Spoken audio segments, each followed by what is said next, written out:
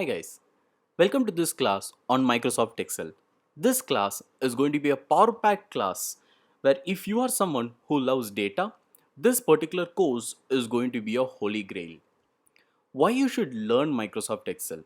This is very important question most of you guys will have. Microsoft Excel acts as a particular platform where you can actually store a lot of data. The data could be numerical, at the same time it could also be text. Using those data that you store in Microsoft Excel, you can actually retrieve a lot of information and do a lot of analysis using that. What kind of analysis and report that you can actually make is going to decide whether you can make a good decision out of it. This particular platform, because of the earlier two functions and features that I spoke about, is globally used. This platform is used by almost any company out there. So this entire course, we are actually going to divide them into three different levels over here. The first level, it is going to be for beginners.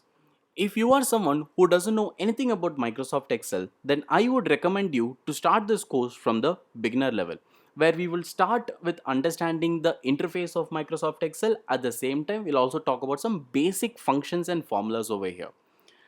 The second level is going to be your intermediate level.